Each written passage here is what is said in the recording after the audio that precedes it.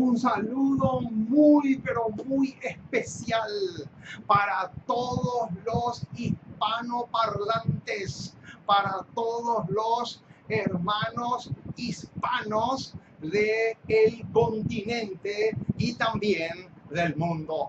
Les saluda su hermano en la fe, Hugo Tapiola, aquí desde Paraguay para los otros continentes también. Qué hermoso, mis amados. Somos el ministerio, una voz que clama en el desierto. Somos el ministerio que el Señor levantó para darle a la trompeta el sonido certero. Alabado sea el nombre del Cordero y del León. Qué hermoso es poder anunciar, poder predicar, poder proclamar las poderosas y penetrantes verdades del reino. Es justamente ese el propósito por el cual el Señor nos llamó y nos levantó, para que podamos realmente darle a la trompeta el sonido que ésta se merece. Que toda la gloria, la honra y la alabanza sean para aquel que está sentado en el trono y al Cordero. A Él y solamente a Él sea la gloria.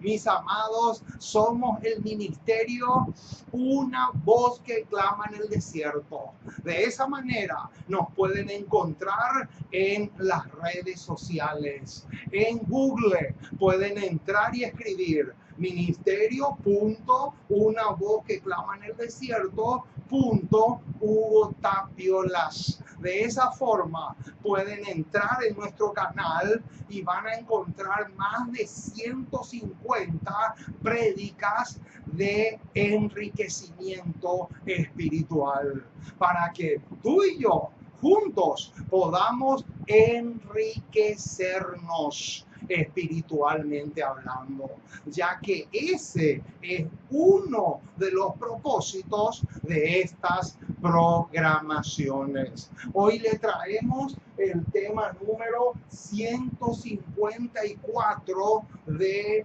nuestro enorme y gigantesco buffet espiritual.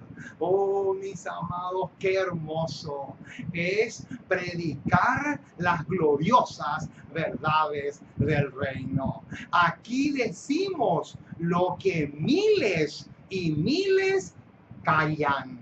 Ojo con eso. Aquí decimos lo que miles y millones no quieren decir. ¿Y saben por qué no quieren decir?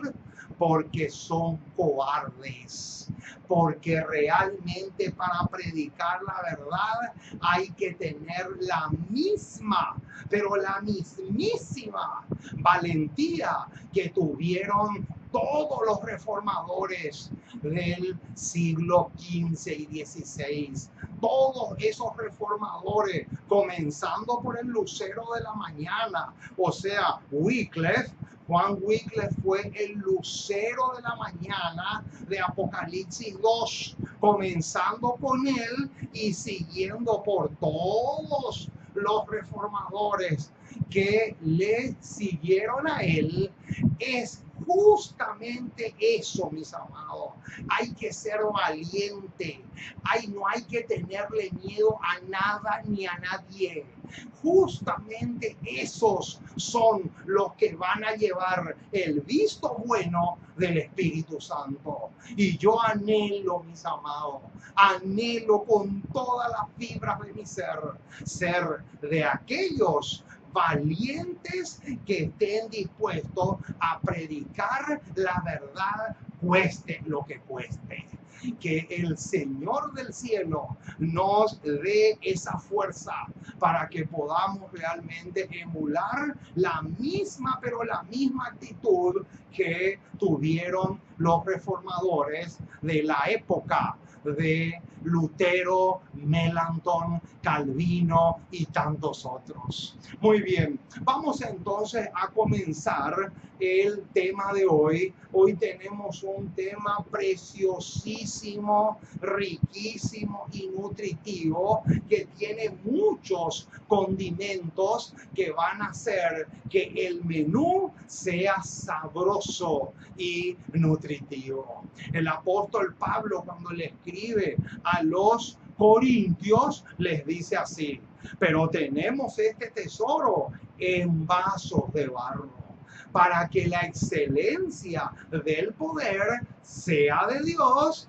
y no de nosotros. Oh, mis amados, hoy vamos a extraer una porción más de ese enorme tesoro que es la palabra de Dios, porque los vasos de barro somos nosotros. Y el Señor ha colocado ese tesoro en nuestras manos para que podamos realmente administrarlo como Cristo lo administraría si estuviera en nuestro lugar.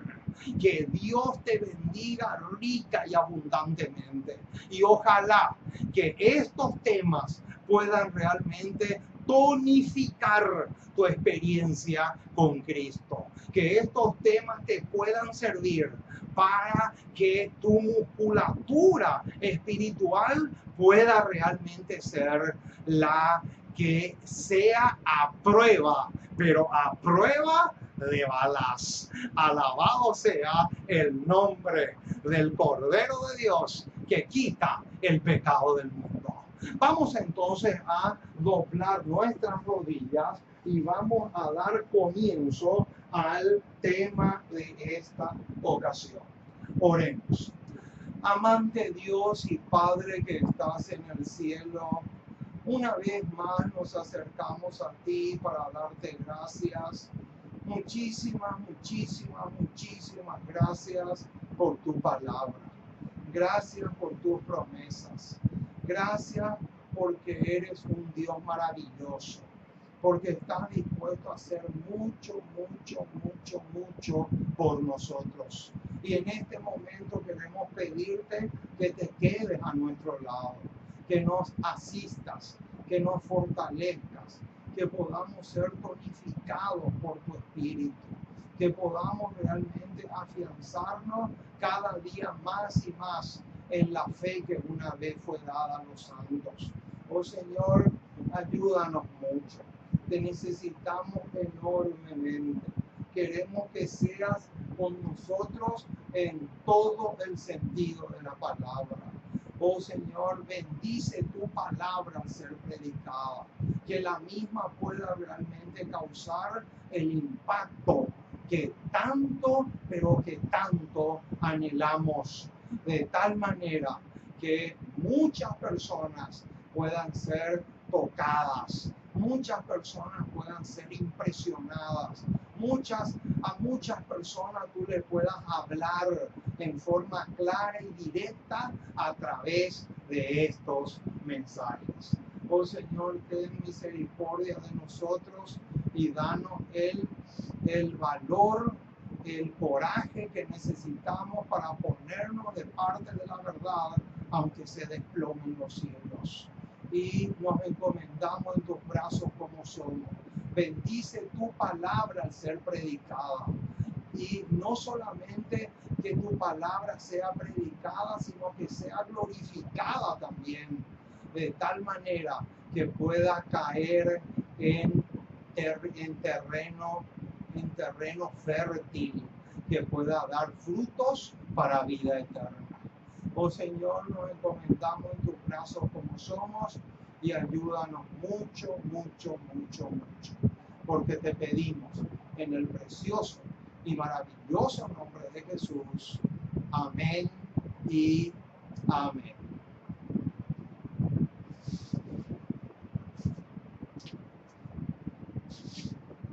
Muy bien, mis amados, estamos listos entonces para comenzar el tema de esta ocasión. Vamos a mirar un poco nuestra pizarra porque aquí tenemos el título del tema que vamos a desarrollar en esta ocasión. A modo de pregunta, tenemos aquí el título del tema de hoy. ¿Qué es lo único? Subrayemos esta palabra. ¿Qué es lo único?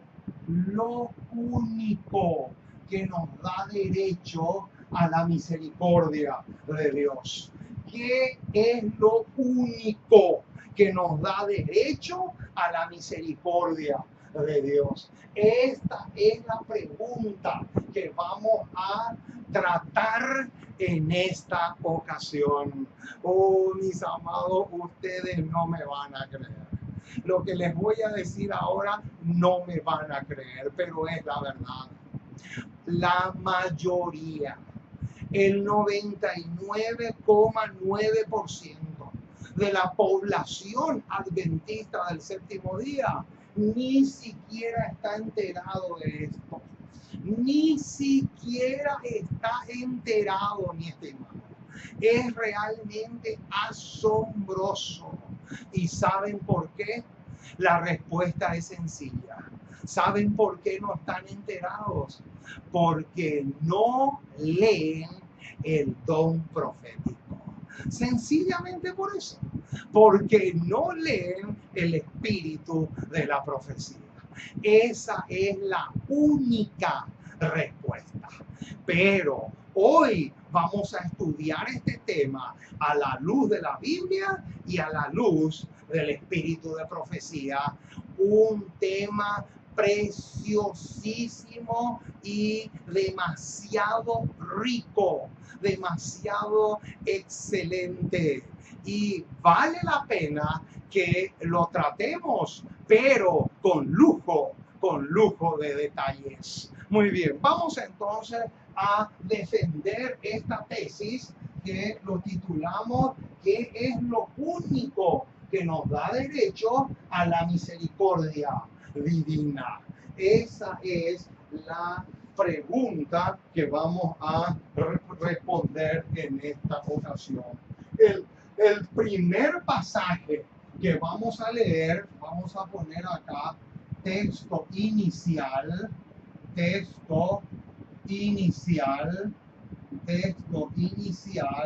sería Mateo capítulo 5, verso 3. Mateo capítulo 5, verso 3 es el pasaje con el que vamos a iniciar este tema. Mateo capítulo 5, versículo 3 nos va a servir como trampolín para zambullirnos al tema de esta ocasión. Por lo tanto, vamos a abrir nuestras Biblias en el libro de Mateo. Mateo capítulo 5, versículo 3, que es prácticamente el inicio o el comienzo del famoso Sermón del Monte dado por el maestro en esa ocasión. Mateo capítulo 5, versículo 3, dice así el registro inspirado: bienaventurados los pobres en espíritu, porque de ellos es el reino de los cielos. Alabado sea el nombre del Cordero de Dios que quita el pecado del mundo. ¿Qué dice el versículo 3? Bienaventurados los pobres en espíritu, porque de ellos es el reino de los cielos. Ahora, surge la pregunta, mi estimado, ¿quiénes son en realidad los pobres en espíritu? Porque acá no está hablando de pobres en cuanto a la economía se refiere. No tiene nada que ver con eso. Está hablando de pobres en espíritu.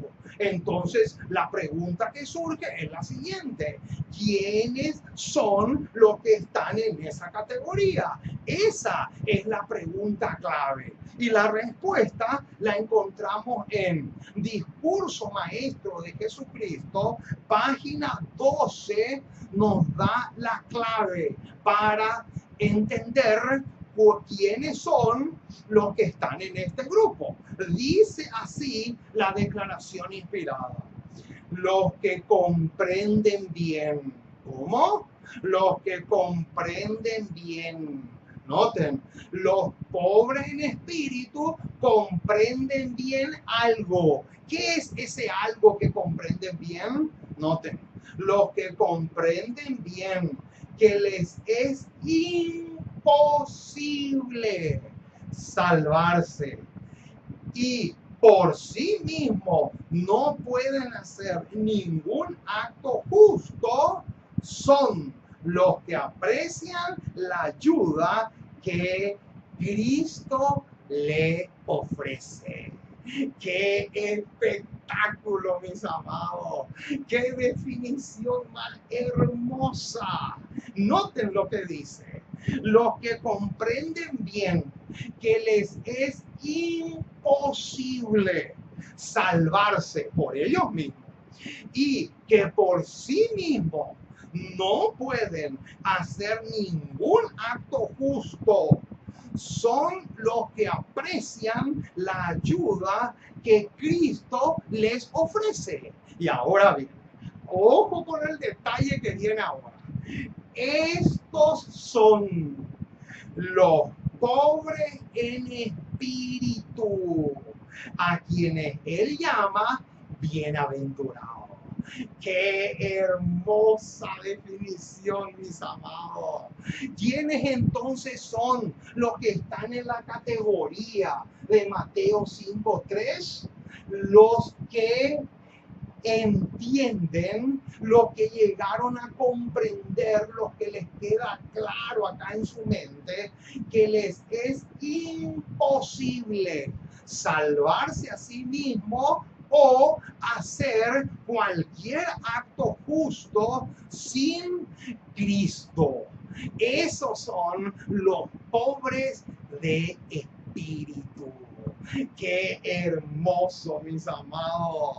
¡Qué hermosura lo que tenemos acá! Ahora, esto nos lleva justamente a un versículo bastante, pero bastante interesante. Y es justamente Isaías. Vamos a buscar Isaías capítulo 57. Isaías capítulo 57. A esto, justamente a este versículo nos conduce. Veamos un poco lo que encontramos en Isaías 57:15. Aquí vamos a encontrar la misma cosa, dicho de otra forma, de lo que tenemos en Mateo 5:3. Porque Isaías 57:15 dice lo mismo. Noten, porque así dijo el alto y sublime, el que habita la eternidad y cuyo nombre es el Santo. Yo habito en la altura y la santidad, y con el quebrantado y humilde de espíritu, para hacer vivir el espíritu de los humildes y para vivificar el corazón de los quebrantados. ¡Qué hermoso pasaje, mis amados! O sea, que Dios tiene dos moradas. Dios tiene dos moradas. Una en el cielo y la otra, según Isaías 57:15, en el corazón del pobre de espíritu. Alabado sea el nombre de nuestro Dios. Ahora, ¿qué es lo único que nos da derecho a la misericordia de Dios? Aquí vamos a la respuesta de nuestra pregunta cardinal. ¿Qué es lo único que nos da derecho a la misericordia de Dios? Ojo, noten la hermosura de declaración que les voy a leer. Ministerio de Curación, página 119, nos va a dar en la tecla. Dice así: la gracia es un atributo de Dios puesto al servicio de los seres humanos indignos. ¿Qué es la gracia? ¿Qué es la gracia de Dios en realidad? La gracia de Dios es un atributo que se pone al alcance o al servicio de la raza humana, de la humanidad. Y ahora viene, noten lo que viene ahora porque es clave mayúscula. No, nosotros no la buscamos, sino que fue enviada en nuestra búsqueda. Noten, ahora bien, lo único que nos da derecho a ella, o sea, a la misericordia de Dios o a la gracia de Dios, lo único que nos da derecho a ella es nuestra gran necesidad. Ahí está. ¡Qué hermosura, mis amados! Quiere decir entonces que lo único que nos da derecho a la misericordia o a la gracia de Dios es nuestra necesidad. Nuestra necesidad. Aquí está la palabrita clave, mi estimado, que responde la pregunta que nos hicimos. ¿Qué es lo único? ¿Qué es lo único que nos da derecho a la misericordia o a la gracia de Dios? Aquí está la respuesta.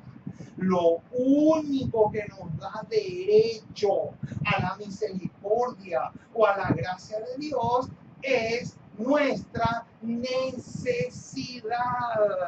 Y esto, justamente esto, es lo mismo que tenemos acá en Mateo 5:3 y en Isaías 57:17 que recién leímos.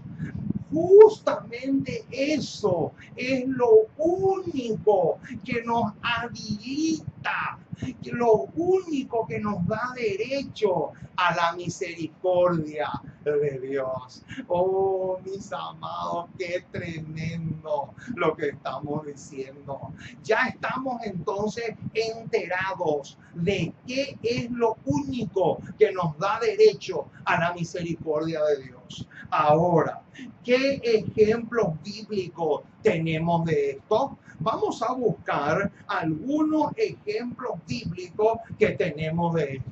Vamos a Mateo capítulo 8, versículos 5 al 10. Mateo capítulo 8, versículos 5 al 10, porque ahora vamos a demostrar bíblicamente lo que recién leímos en Ministerio de Curación que ya habíamos visto. Noten lo que dice Mateo capítulo 8, versículo 5 en adelante.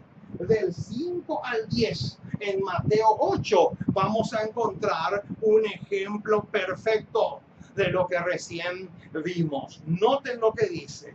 Entrando Jesús en Capernaum, vino a él un centurión rogándole y diciendo: Señor, mi criado está postrado en casa, paralítico, gravemente atormentado.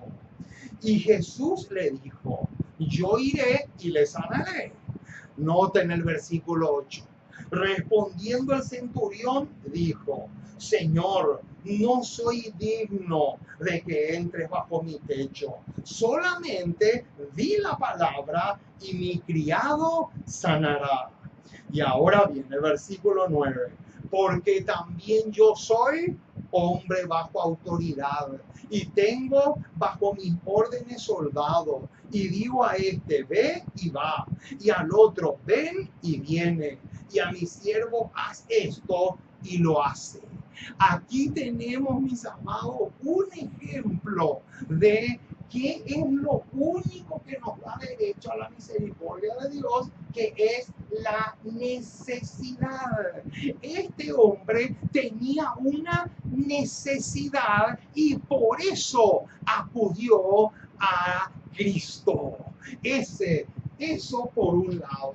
Ahora, veamos un poco lo que nos dice el deseado de toda la gente, página 283. Escuchen esta declaración porque es preciosísima. Dice así: los ancianos judíos que recomendaron el centurión a Cristo habían demostrado cuánto distaban de poseer el espíritu del evangelio. Y ahora bien, escuchen lo que dice ahora porque es clave.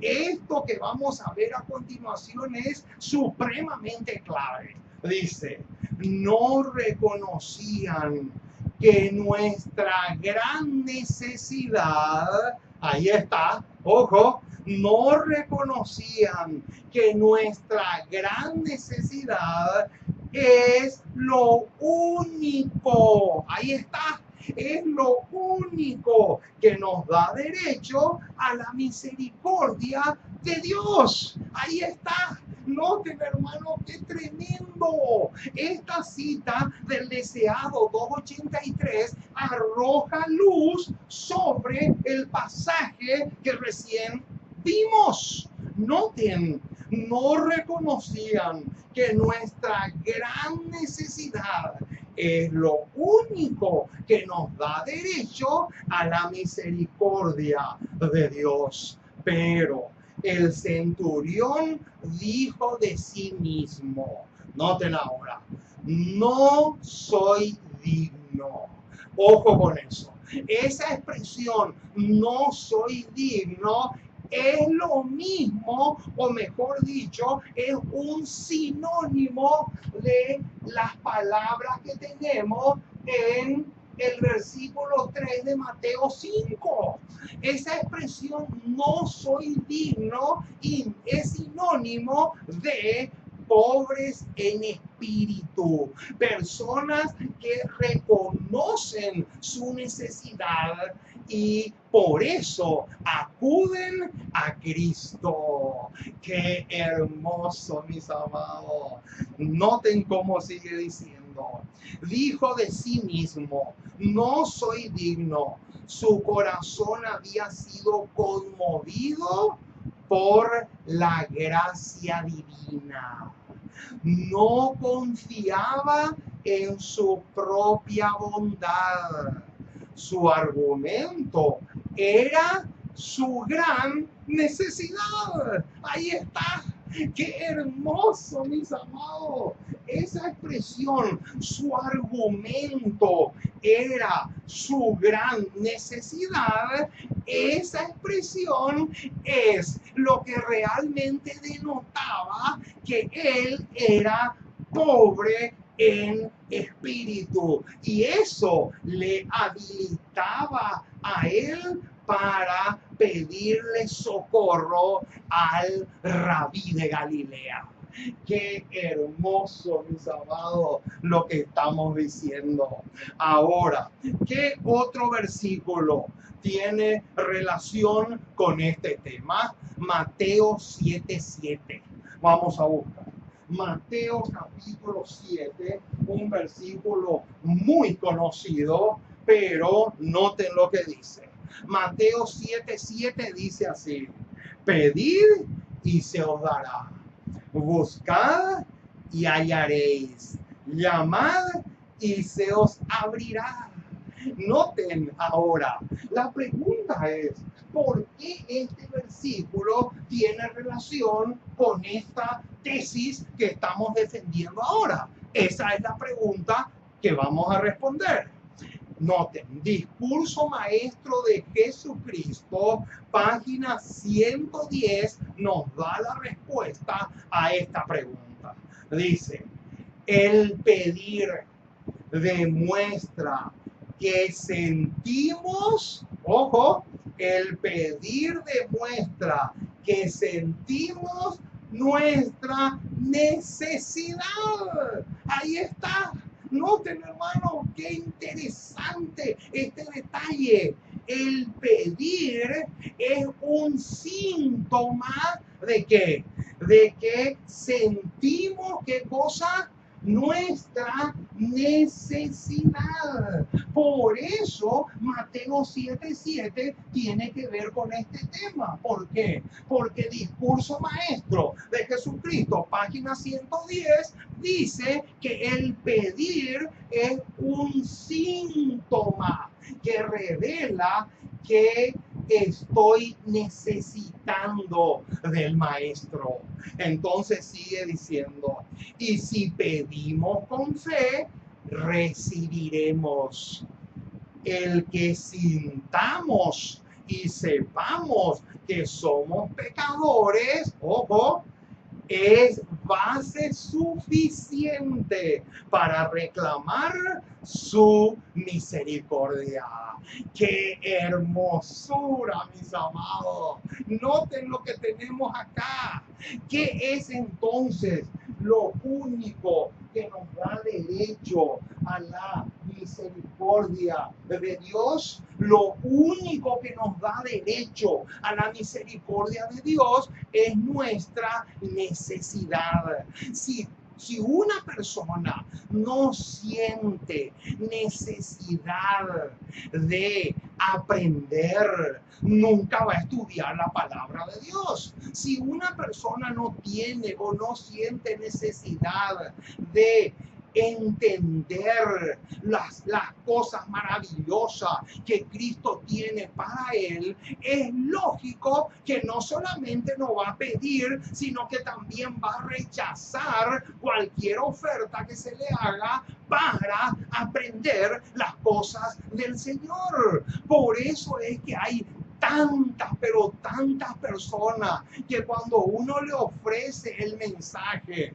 cuando uno le ofrece una literatura, una revista, un libro, el rechazo es alarmante. ¿Por qué? Porque la persona no siente ninguna gota de necesidad. Y si la persona no siente ninguna necesidad, es lógico y natural que el rechazo va a ser tremendo. Así como suena, mi estimado. Entonces, este es un detalle interesante. Ahora, ¿quiénes son los únicos que sienten la necesidad de un Salvador? Qué linda pregunta. Esta pregunta es preciosa. La respuesta la encontramos en Camino a Cristo, página 24. Y dice así el texto: solamente, ojo con esa palabra. Esa palabra solamente es clave. Solamente el corazón quebrantado y contrito, ahí está, eso es lo que leímos en Isaías 57:15. Solamente el corazón quebrantado y contrito es el que siente la necesidad de un Salvador. Ahí está. ¿Quién es entonces el único que siente la necesidad de un Salvador? El corazón contrito y humillado. Ese corazón del cual nos habla Isaías 57:15. Y ahora vamos a hacer una conexión preciosa entre Mateo 5:3, Isaías 57:15, esos dos pasajes ahora lo vamos a unir, lo vamos a entrelazar con un versículo que se encuentra en el Salmo 51. Vamos a buscar. Salmo 51. Salmo 51. Noten lo que dice, mis amados. Este versículo es una belleza. Salmo 51, versículo 15 al 17. Dice así: Señor, abre mis labios y publicará mi boca tu alabanza. Versículo 16. Porque no quieres sacrificio que yo lo daría, ni no quieres holocaustos. Y ahora, ojo con el versículo 17. Los sacrificios de Dios, ¿qué dice que son? Son el espíritu quebrantado. Ahí está. Al corazón contrito y humillado no despreciarás tú, oh Dios. ¡Qué hermosura, mis amados! Aquí tenemos justamente otro pasaje que tiene mucho, pero mucho que ver. O sea, tenemos, aparte de Mateo 5:3, tenemos Isaías 57:15, 57:15, y también tenemos Salmos 51, versículo 17. Estos tres pasajes, mis amados, son claves, y estos tres pasajes tienen mucho que ver con esta palabra que es la respuesta a esta pregunta. Ahora, otra pregunta interesante que vale la pena que nos hagamos es la siguiente: ¿cuál es la mejor oportunidad de Dios para manifestar su poder a su pueblo? Ustedes saben, hermano, cuál es la mejor, pero la mejor oportunidad que Dios tiene para manifestar su poder a su pueblo. Noten, Joya de los Testimonios, tomo 2, página 321, nos va a decir cuál es la mejor oportunidad. Dice: elévense oraciones muy fervientes y luego trabajemos en armonía con nuestras oraciones. Puede parecer que Satanás triunfa. ¡Epa! ¿Cómo? Puede parecer que Satanás triunfa y que la verdad está abrumada por la mentira. Noten, hermanos, qué tremendo detalle.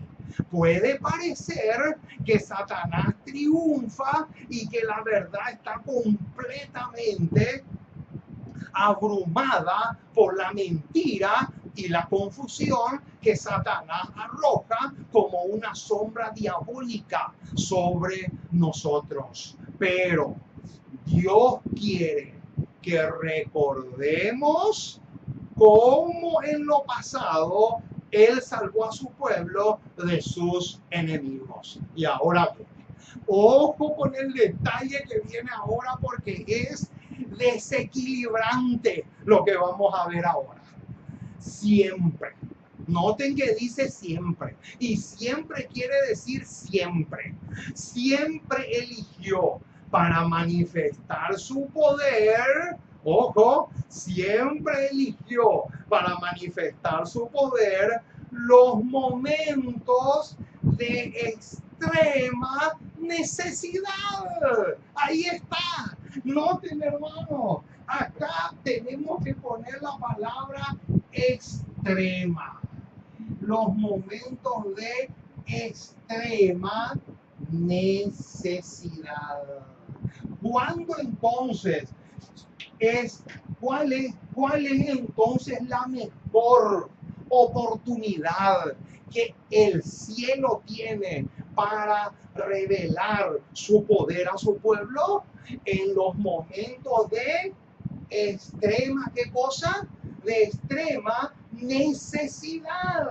Ojo con esta palabrita, subrayen a muerte esta palabrita porque es clave mayúscula. Noten lo que dice. Siempre eligió para manifestar su poder los momentos de extrema necesidad, cuando no parecían tener posibilidad de verse librados de la acción de Satanás. Y ahora viene, la necesidad del hombre es la oportunidad de Dios. ¡Qué tremendo, mis amados! Esto tenemos que subrayar a muerte. ¡Qué cosa más espectacular! ¿Cuál es entonces la mejor, pero la mejor oportunidad que el Dios del cielo tiene para entrar en nuestras vidas, para revolucionar nuestras vidas, para transformarnos, para convertirnos en hombres y mujeres idóneos para su obra aquí y para el reino de los cielos? ¿Cuál es entonces la mejor, pero la mejor oportunidad que Dios tiene? Justamente es aquí, cuando manifestamos la necesidad. Acá dice, la necesidad del hombre es la oportunidad de Dios. ¡Qué hermoso, mis amados! Esta es una oportunidad brillante para el Dios del cielo. Cuando el hombre reconoce su necesidad. Cuando el hombre reconoce su necesidad, es en ese momento en que el Dios del cielo tiene luz verde para poder entrar en nuestras vidas y darnos el gozo, la paz, la gracia y su misericordia. Qué hermoso lo que estamos diciendo. Ahora, ¿qué otro versículo nos conecta con los anteriores? Vamos a buscar. ¿Qué otro pasaje? Ya tenemos 3, pero ahora vamos al cuarto. El cuarto sería Mateo capítulo 9, versículo 2. O sea, ya tenemos 4 versículos acá, 4 pasajes que arrojan luz sobre esta palabrita que es clave mayúscula. Ahora, ¿qué tenemos en Mateo 9:12? Vamos a buscar. Mateo capítulo 9, versículo 12 es otro pasaje que encaja a la perfección con todo lo que estamos diciendo. Mateo capítulo 9, versículo 12. Precioso pasaje. Dice así: al oír esto, Jesús les dijo: los sanos, ojo, los sanos no tienen, noten qué palabrita viene ahora, necesidad de médico, sino los enfermos. ¿Qué dice acá? Los sanos no tienen necesidad de médicos, sino los enfermos. Ahora, noten, hermanos, esto porque es espectacular. A este pasaje de Mateo 9:12 le vamos a conectar una cita espectacular que se encuentra en Conflicto de los siglos, página 307. Escuchen, hermanos, esta cita porque es tremenda. Ustedes no se imaginan lo espectacular que es esta declaración. Noten lo que dice acá. Conflicto de los siglos, página 307, va a arrojar luz sobre Mateo 9:12. Y dice, el apóstol Pablo dice que por medio de la ley es el conocimiento del pecado. ¿Cómo? ¿Qué dice? El apóstol Pablo expresa que por medio de la ley es el conocimiento del pecado. Y mientras no esté el hombre completamente convencido de su pecado, ojo con eso porque es desequilibrante, mi estimado. ¿De qué tiene que estar completamente convencido el hombre? Acá lo dice. Mientras no esté el hombre completamente, noten que no dice en forma parcial, completamente convencido de sus pecados, no puede sentir verdaderamente la sangre expiatoria de Cristo. Noten, en otra palabra, mientras la persona no esté convencida, mientras el Espíritu Santo no le convenza que es un pecador, que está manchado con la lepra del pecado, mientras el Espíritu Santo no le convenza a esa persona de que es una pecadora, de que es un pecador empedernido, dice acá la cita que él o ella no puede sentir verdaderamente necesidad de la sangre de Cristo. Noten, y ahora viene, como lo dijo nuestro Señor, los sanos no tienen necesidad de médico, sino los enfermos. Y ahora viene, ojo, pero 50,000, ojo con lo que vamos a ver ahora. Porque lo que vamos a ver ahora es crucial, mi estimado. Dice así, es por lo tanto absurdo. ¿Cómo? ¿Qué dice? Es por lo tanto absurdo. Ojo, qué fuerte, hermano, esta palabra. Es por lo tanto absurdo ofrecerle médico al que está sano. ¡Epa! ¿Cómo? Es por lo tanto absurdo ofrecerle médico al que está sano. Ahora, traslademos eso al terreno espiritual. Noten, si es absurdo ofrecerle médico a una persona sana, traslademos eso ahora al terreno espiritual. Y noten lo que dice. Es por lo tanto absurdo ofrecerle médico al que está sano. Primeramente tenéis que convencerle de que está enfermo. Ahí está. Noten, hermano, ¿qué dice?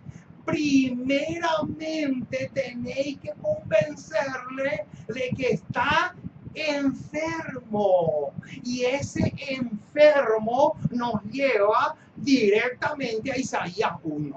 Vamos hasta allá. Vamos a Isaías 1. Esa palabra enfermo nos lleva, porque ahora ya estamos hablando en el sentido espiritual. Ahora, ¿quién es un enfermo espiritual? Noten, Isaías capítulo 1, versículo 6. Noten, desde la planta del pie hasta la cabeza no hay en él cosa sana, sino herida, hinchazón y podrida llaga. No están curadas, ni vendadas, ni suavizadas con aceite. Noten, hermano, aquí a Isaías 1:6 nos lleva la palabra enfermo que aparece aquí en la página 307 del Conflicto de los Siglos. Entonces, un enfermo espiritual es justamente una persona que se encuentra, como dice Isaías 1:6. Desde la planta del pie hasta la cabeza no hay en él cosa sana, sino herida, hinchazón y podrida llaga. No están curadas, ni vendadas, ni suavizadas con aceite. ¡Qué tremendo, mis amados! Ahora, noten lo que dice. Primeramente tenéis que convencerle de que está enfermo. De otro modo, ojo, de otro modo no os agradecerá la molestia que por él os dais. ¿Cómo? ¡Qué tremendo, mis amados, lo que dice! ¿Qué dice? Noten, hermano, primeramente la persona tiene que convencerse de que es un pecador, de que está sucio, de que está lleno de pus, de que desde la cabeza hasta los pies no hay en él cosa sana. Ni están curadas ni vendadas. Noten, de otra manera, no os agradecerá la molestia que por él os dais. Y ahora bien, escuchen bien esto porque es tremendo. Es igualmente absurdo.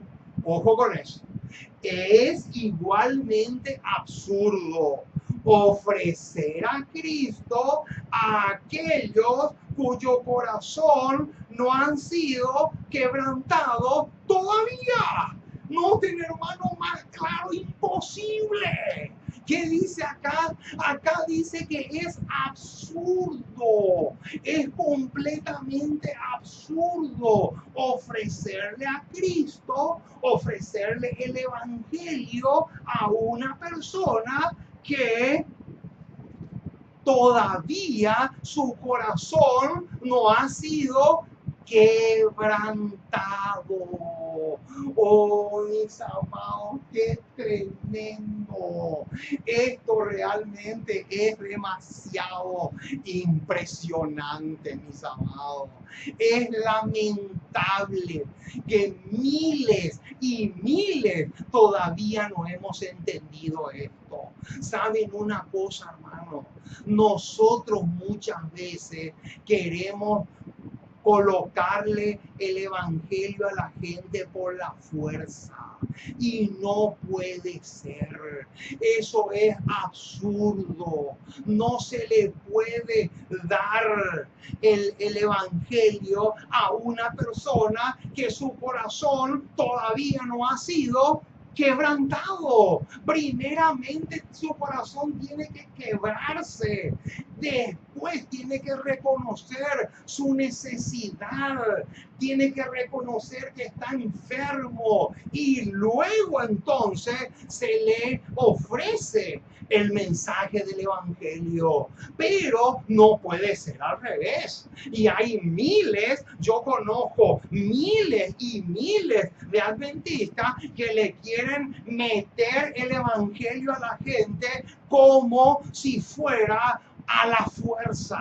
Y no puede ser, mi estimado. Ahí dice que es absurdo. Estamos haciendo el papel de ridículos cuando le queremos poner por la fuerza el evangelio a una persona. No puede ser. La persona tiene que reconocer que está enfermo. Y a eso nos lleva justamente Mateo 9:12. Esa es la lección que nos enseña ese pasaje que ya leímos. Ahora, otro detalle más. ¿Sabían ustedes que este tema tiene mucho que ver con Apocalipsis 3:17?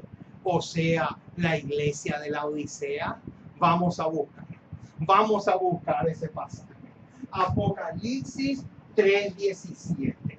Vamos a poner acá otro pasaje. Sería Apocalipsis 3:17. También está en conexión con estos anteriores que ya vimos. ¿Qué dice Apocalipsis 3:17? Oh, mis amados, qué tremendo lo que tenemos acá. Apocalipsis 3:17. Noten lo que dice. Apocalipsis 3:17 en relación al mensaje a la Odisea, dice así el texto bíblico. Porque tú dices, yo soy rico y me he enriquecido. Noten qué tremendo, hermano. Y de ninguna cosa tengo necesidad. Ahí está. Qué tremendo lo que dice. Noten, porque tú dices, yo soy rico y me he enriquecido y de ninguna cosa tengo necesidad. Y no sabes que tú eres un desventurado, miserable, pobre, ciego y desnudo. Ahí está. Noten, hermanos, cuál es el problema de la Odisea. El problema de la Odisea es que no reconoce su necesidad de Cristo. Y por esa razón dice el mensaje que Cristo está a punto de vomitarle de su boca. Ahora, noten, comentario bíblico adventista, tomo 7, página 975, arroja luz sobre este pasaje. Esto que leímos recién. Noten lo que dice la declaración inspirada. Cristo no puede admitir los nombres de aquellos que están satisfechos. Ojo, esa palabra satisfecho es lo contrario a esta. Es totalmente lo opuesto. Noten, Cristo no puede admitir los nombres de aquellos que están satisfechos con su suficiencia. Esa palabra suficiencia es totalmente lo opuesto a esta palabrita clave que tenemos acá. Cristo no puede admitir los nombres de aquellos que están satisfechos con su suficiencia propia.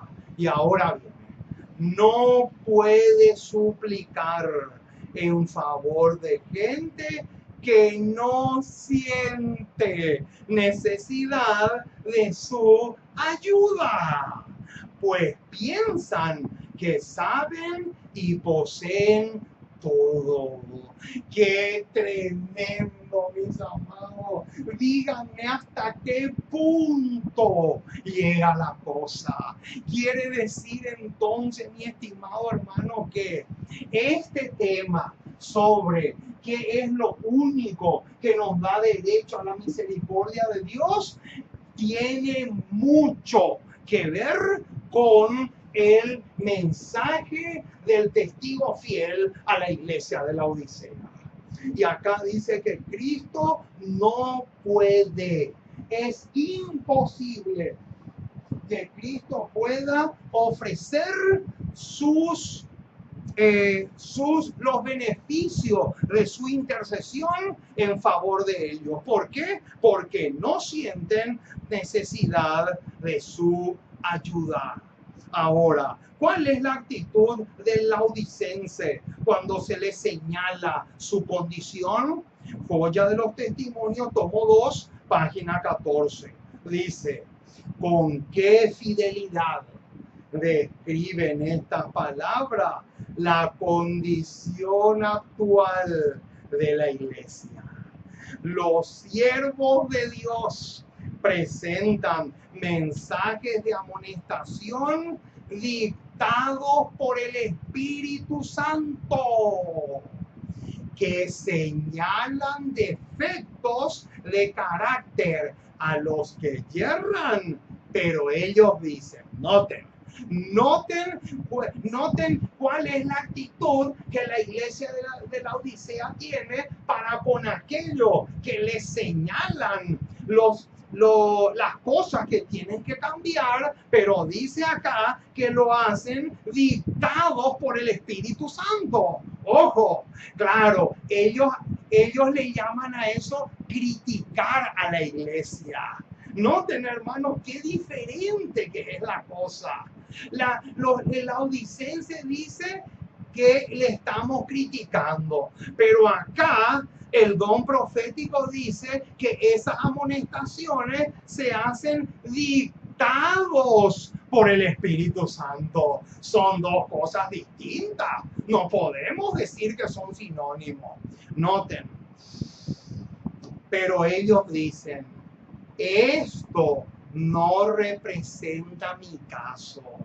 No acepto el mensaje que me traéis. Qué tremendo, mis amados. Qué excusa más barata es la que pone el laodicense cuando se le señala las cosas que están haciendo mal y que por la gracia de Cristo tienen que cambiar. Es tremendo, mis amados. Ahora, ¿cuál es la razón por la cual Dios no le puede usar a los eruditos? Qué linda pregunta. Esta es una pregunta interesante. ¿Cuál es la razón por la cual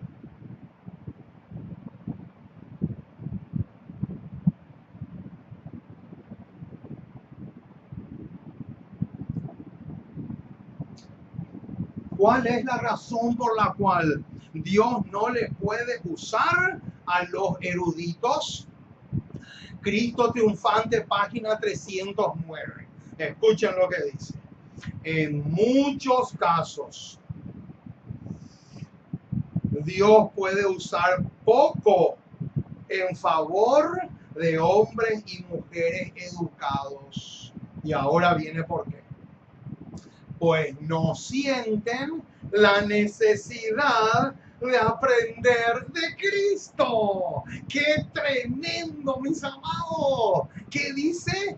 Acá dice que Dios no le puede usar a los eruditos, a los hombres que tienen PhD en teología, a los hombres que tienen tremendos títulos de doctores en teología. ¿Por qué?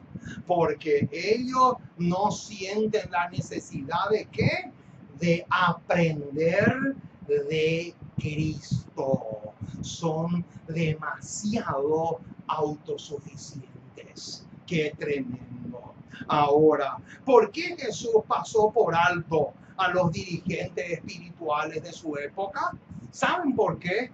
La respuesta está en Mensajes Selectos, tomo 1, página 453. Y dice así: Jesús pasó por alto a los escribas y fariseos. Y noten por qué. Porque no sentían la necesidad de un Salvador. Qué tremendo, mis amados. ¿Por qué Jesús pasó por alto a los escribas y fariseos que eran los eruditos en teología de la época del Mesías? ¿Por qué? Acá dice, porque no sentían la necesidad de un Salvador. Qué tremendo. ¿Qué evidencia tenemos del por qué la presencia de Dios no está en la iglesia de la Odisea? Noten, Joya de los Testimonios, tomo 2, página 313.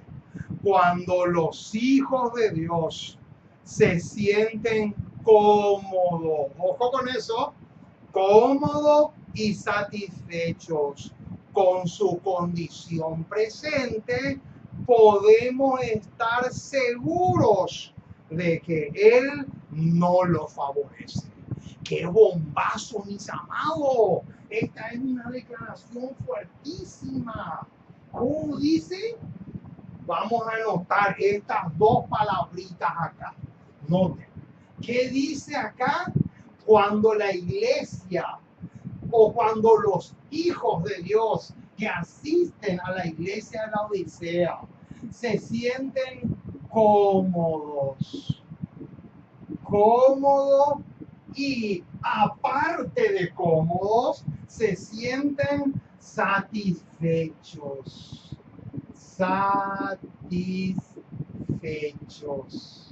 Díganme, mis amados, díganme si estas dos palabras no son completamente opuestas a esta. Completamente opuestas. Estas dos palabras son completamente opuestas a esta. Completamente opuestas. Y esa es la razón por la cual dice acá que Dios no puede estar en la iglesia de la Odisea. Acá está, lo dice clarísimo.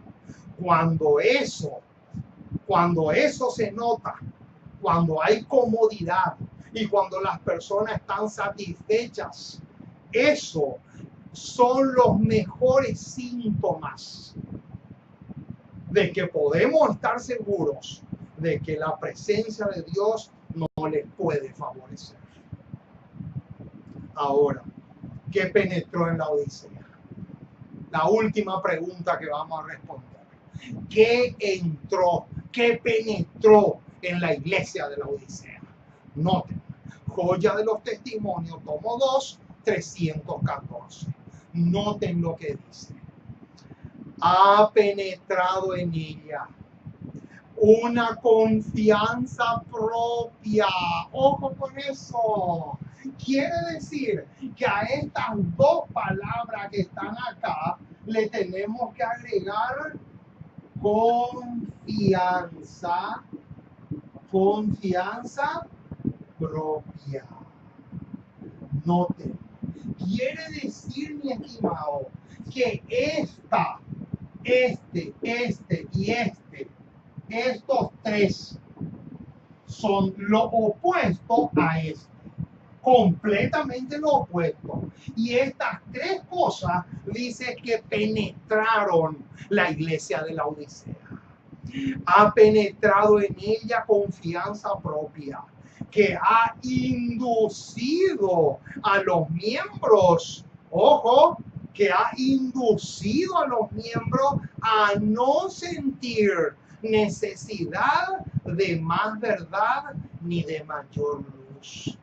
¡Qué tremendo, mis amados!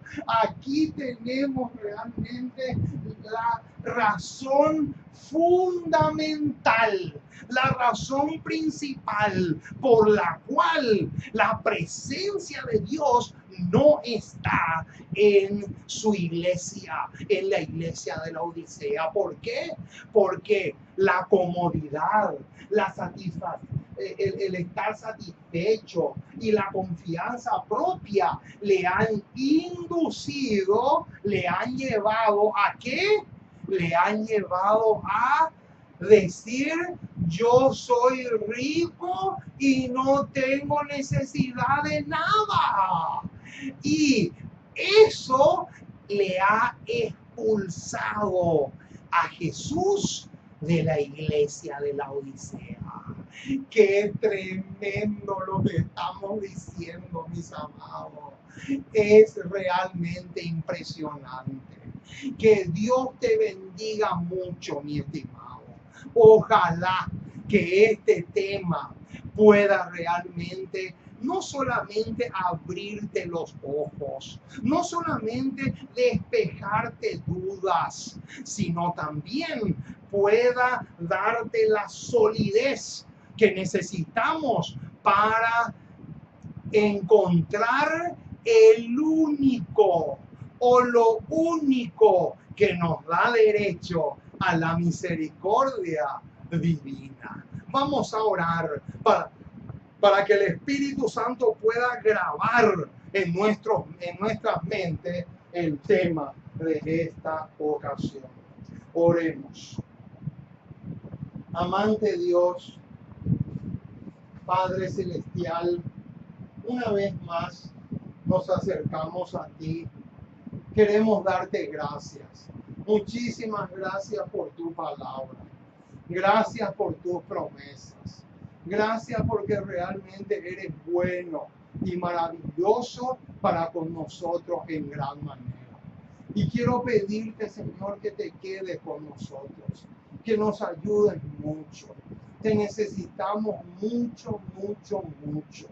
Queremos que el Espíritu Santo pueda abrirnos la mente para que podamos comprender realmente que estamos enfermos, que sin ti no somos nada, que necesitamos con urgencia esa ayuda que solamente tú nos puedes brindar. Oh Señor, nos encomendamos en tus brazos como somos. Ayúdanos mucho. Fortalécenos, tonifícanos. Bendice a todos los hermanos que en diferentes partes se unen con nosotros a esta programación.